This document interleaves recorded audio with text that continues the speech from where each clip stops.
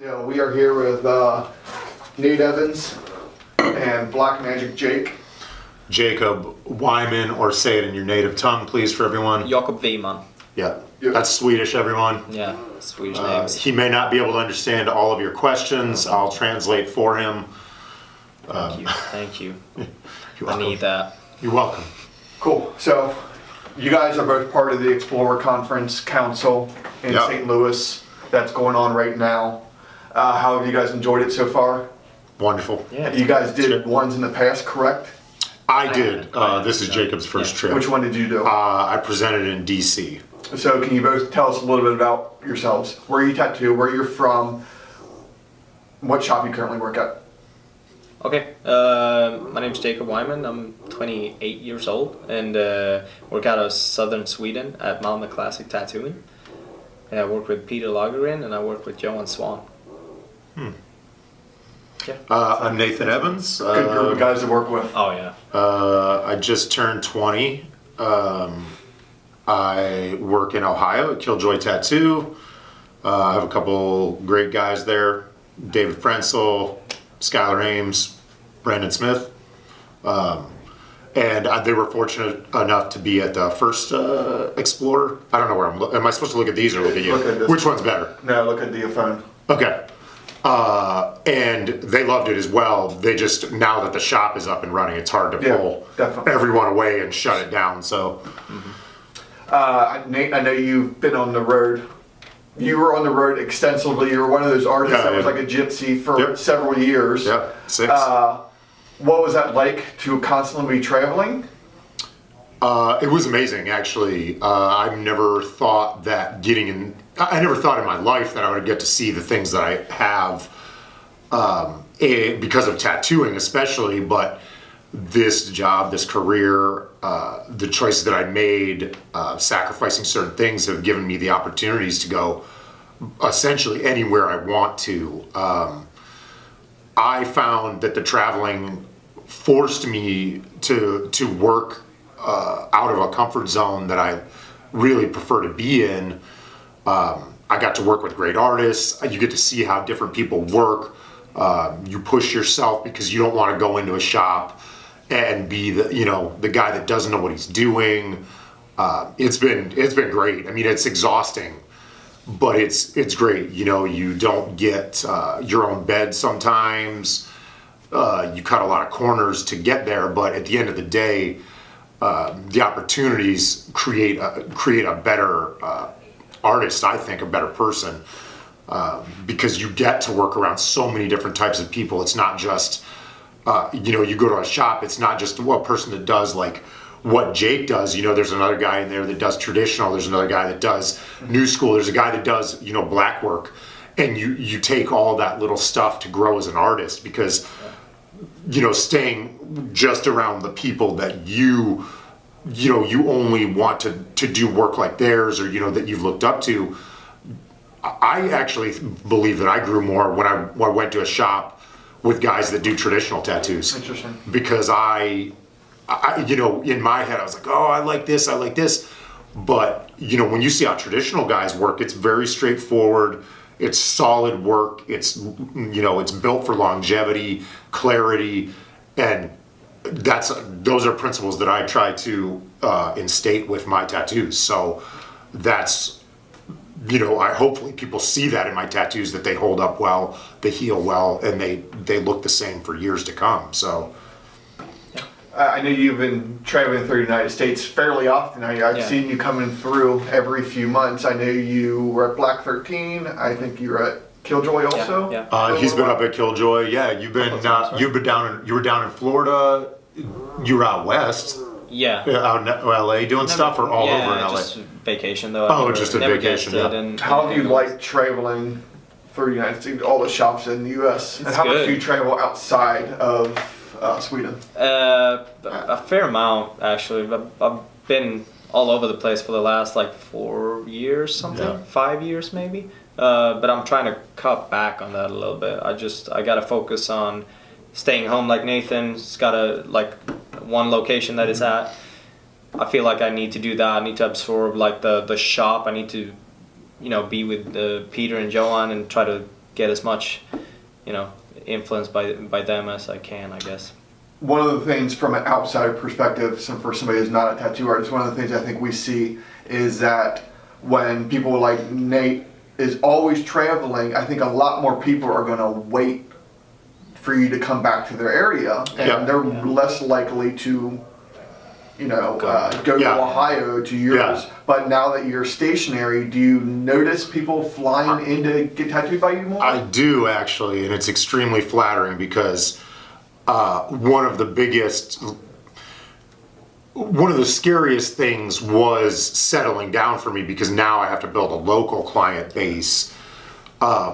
But also the place that I chose to move to is not a hotbed of activity, so getting my friends to come, like when Jacob comes, it's nice because people in the town, in Akron, in Talmadge specifically where we're at, they get to be exposed to great artists, whereas before, there weren't a lot of like really great people going through there, and they didn't get exposed to what else is in the world. Everybody's just kind of stuck with that same like, oh, this is popular, or this is whatever. But then when they see Jacob coming, or they're like, oh, we'll travel there, we'll see what's there. And now that I'm there, it's very flattering when someone comes from Toronto or Buffalo, or drives in from Chicago or outside to our little small town.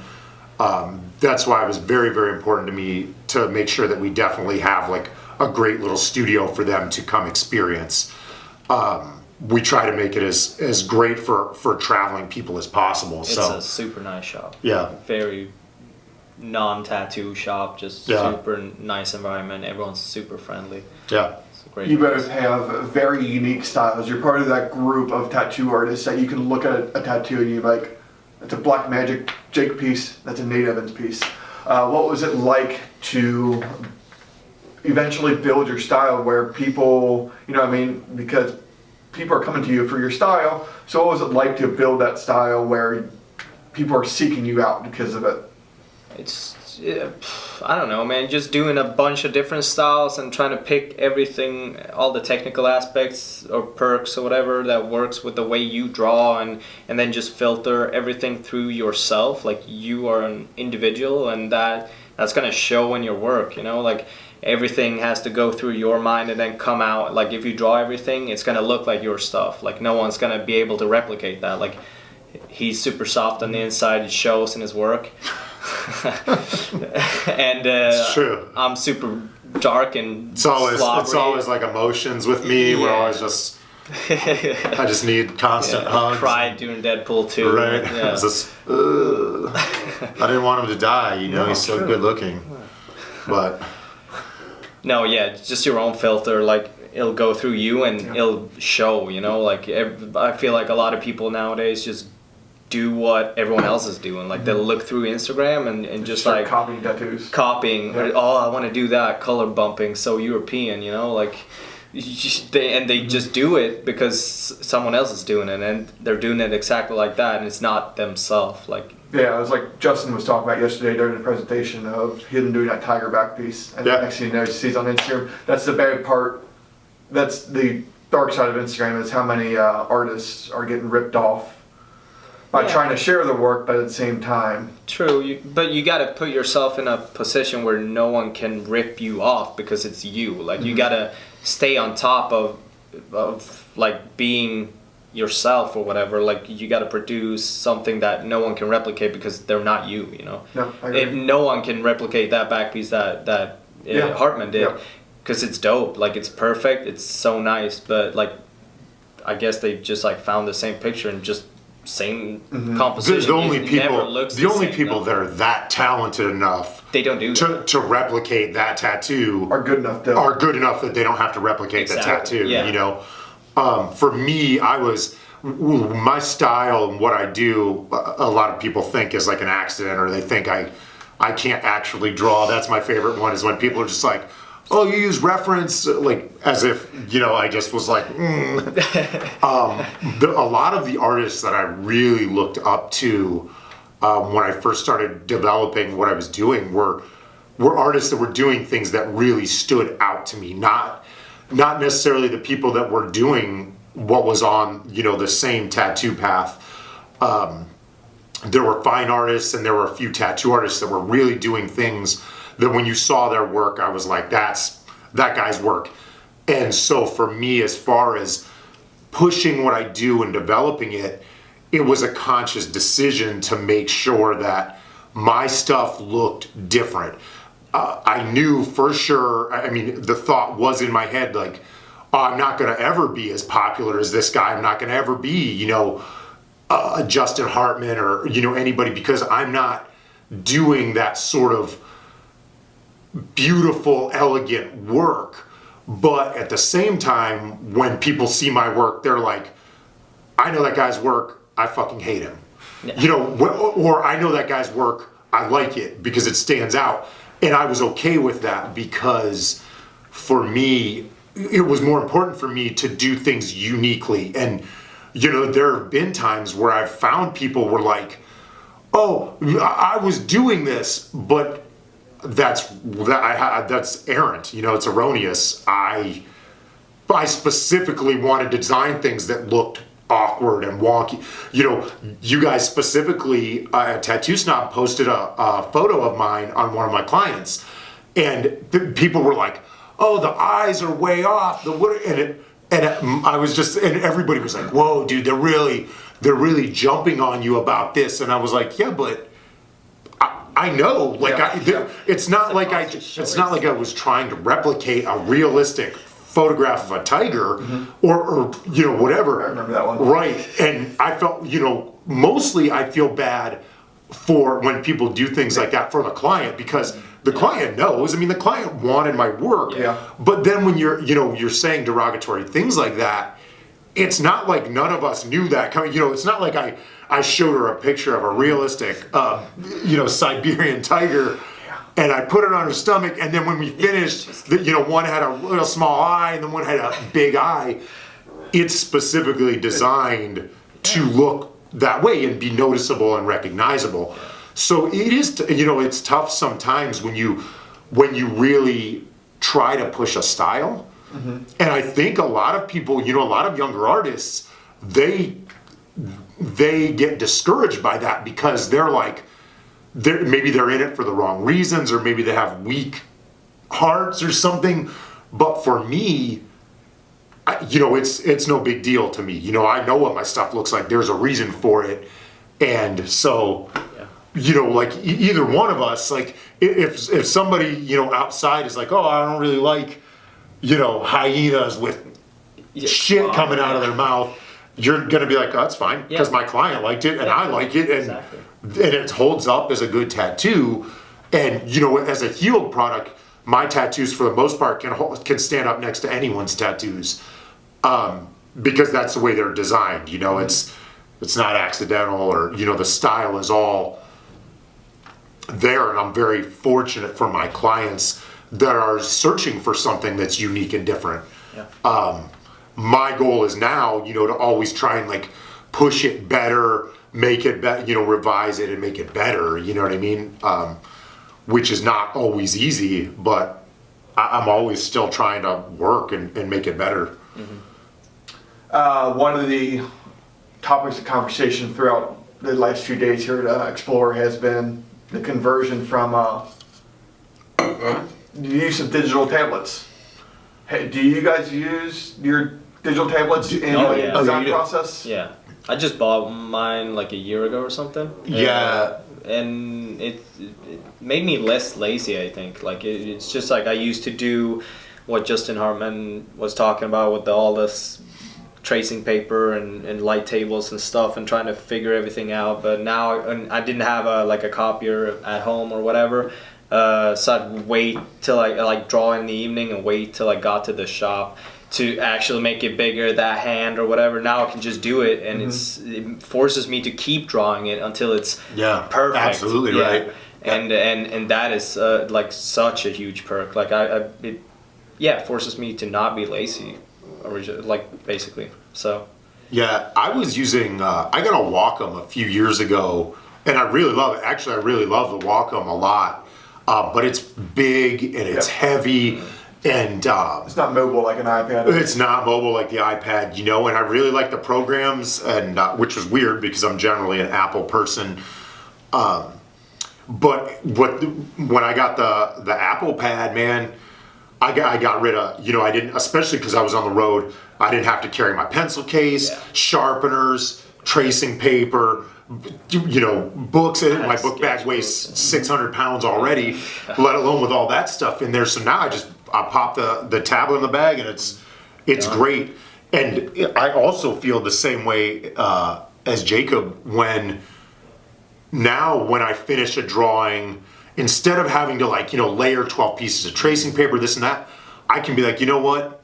I'm going to redraw this again because I've got the time, I've got the speed, I can do multiple renditions, and it doesn't really, you know, I don't even have to really draw the whole thing over. I can just redraw a section, adjust it and whatnot. And like the color things are like the color stuff is great. Thing, like you can just go in and like, oh, this color, or you originally start drawing it in red or whatever, and then you're like, I always do red, so like I'm go in and change that up and see like, oh, something else might fit, you know. Like that helps me a ton. Like I've done some cool things like in the past few weeks and just like messing around with that, just changing my color palette up a little bit. Yeah, color studies and things like that are great. Things like being able to change color, move layers around, draw opacity has to be a game changer. Oh yeah, for sure. Yeah, I told the guys at the shop, you know, sometimes, I know it doesn't look like it looks like I just draw with the greatest of ease, but sometimes, you know, if I can't get something, especially when somebody has like their, you know, their dog, their favorite dog, you know, their most prized possession, I understand. Everyone knows I have the ladies. They're the most elegant. Yeah, for sure. They get it. But, you know, when I can't get that, like, that look right, I will draw up the opacity on something. Because normally I just put it in the corner and I draw based off that. But if I'm having a hard time, I'll straight up trace it, then move the picture out, then move the tracing out, and then draw off of my tracing. Because once I get it into sort of a 2D flat image, then I can see, you know, how I can change it and make it more unique. And if I'm doing paper and stuff, that process is so much more. I've got 65 pieces of paper out with the iPads and stuff. You know, it's so great. Yeah. And you know, you got an extra 5 minutes while you're at breakfast. You can drop a quick color study in there. You know, you could do a quick color rendering in there. And a lot of times for the clients, if you've got a client, which I am very fortunate that I rarely have clients that are very, very picky. You know, they trust me. They come to me for my stuff. Same with Jacob. Still good to show them. Like, if they are on the fence or something, you can be like, look, I also did a color study. I also did a quick value study, and then they're in. Yeah, you know, it shows them that you really design this out and put some thought process behind it. Right. Yeah, you can motivate it. People like Russ are continuously. Russ Abbott seems to be one of those people who are driving the innovation and technology in the tattoo world with things like the digital launchpad seminar. He's doing it in Tattoo Smart. Where do you guys see technology leading tattoo in the next 5 to 10 years? I know that's kind of a broad question, but I mean, you look at the last 5 years, how much digital pads have changed tattooing. Where do you see it possibly going? I mean, I think, you know, not only the digital pads, but I mean, everything is evolved. So, I mean, Jacob doesn't even use battery pack power supplies on his machines. You know, it cuts down, you know, the cord and the yanking of the, you know, all over the place. Like no cord all over the body. There's no cord. You know, so all the technology is really pushing everything forward. Cartridges. I mean, who knows where things are going to go from here? I mean, you go from 5 years ago, people using 4 or 5 machines to one machine with 5 tips, like they were talking about. I mean, who knows? If you know, in another, we'd be rich. You know, like right. We do it. In another 5 years, though, they might have a machine like, you know, those old pens we used to use that had the 4 or 5 colors up at the top, and you just got the different needle on, and you're just like click, and it's different. You don't even have to change the tips anymore. Yeah. because I think a lot of what is happening now with technology is tattooers want to make it easier on themselves. Yeah. You know, they want to make it easier so they can be more efficient for their clients, Yeah. for themselves, make it easier. You know, I don't use a foot switch. I haven't in years, because that little motion right there messes your back up. Yep. Causes you back problems, hip problems. Yeah. And, you know, I can't afford that at this age, you know? 20 going on yeah. 22. I can't afford to have back problems when I'm 25, man. I'll be Yeah. out of the game. Yeah. That seems to be a very common issue among tattoo artists, and I know Dirk Morrison is heavily always promoting exercising, and I believe he does a seminar. I'm not sure. No, he has it at shows. A I don't know if seminar it is or. how to maintain your body in the tattoo world. Do you guys? I know you obviously are shredded, Well, so you hit the Oh, gym. not shredded. yeah, I mean, I could I was drop talking probably to him, not 30, you. I'm sorry. 35 pounds. No. Yeah, I mean, being physically fit was something I was trying to do before I was ever tattooing. But yeah, I mean, I was at my shop and I was watching a guy tattoo, and I was like, "Yo, man, you gotta." Yeah. I mean, he straight up is like Your posture's gonna kill your back. this one. I mean, you gotta do it. But I've gone so far as, you know, my chiropractor suggested he's got a thing that you sit on that like opens your hips up, so you're not having saddle problems. thing? No, it's just like a cushion, like for your car even. Oh. But I use it at the shop because I'm in the seat all day. Opens my hips up. This year alone, I've switched up because I did mess my back up, not because of tattooing, because of working out. And I made the effort to stretch more every single day. You know, I do a program where I stretch. I know Jacob stretches. You know, he's very limber. At my petite frame, stretching is hard for me. Yeah. But it's very important for people to do that. I mean, your body is essentially your tool. Yeah. You know, taking care of yourself. A lot of people, you know, traditional tattooers, whoever, they're staunchly against rotaries, which is odd to me since rotaries were kind of the first, the original tattoo machines. But, you know, those coil machines, I mean, eventually they take a toll on your hands, you know, and They're heavy their arthritis with all that buzzing and stuff. And, you know, the transition over to rotary is a much better choice as far as longevity for your hands, you know, forearm stuff.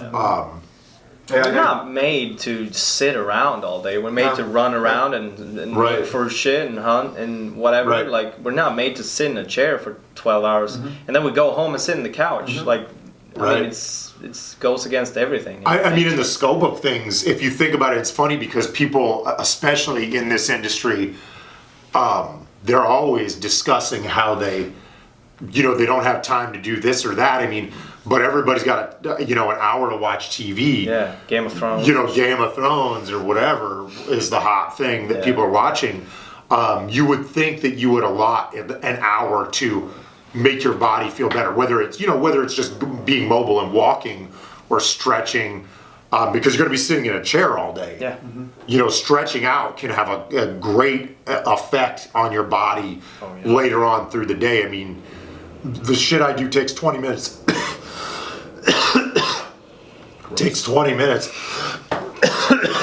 Fucking outbreak. I mean. Yoga. I mean, yoga is huge, and I know. awesome. I mean, whether you're Nate size, Yeah. there are guys who individual. are pretty big that do yoga, and it's, Well, like I said, it's an exercise that anybody can do. Yeah. the thing I do takes 20 minutes and it hurts. You know, it's brutal because there's some of them are 4-minute holds where you're stretching it, but immediately when I'm done, I stand up and I'm like, man, I feel great. Like your body feels great. You're taller, like fucking just all stretched out. You're strengthening your core. Yeah. Yep. You're strengthening things that you don't think. You know, your hips are a huge factor in everything. I'm getting emotional over it right now. Yeah. Deadpool 2. I'm sorry, guys. It was a sad evening. I know stretching is a very touchy subject for you. We'll move on. Dude, though. yeah, let's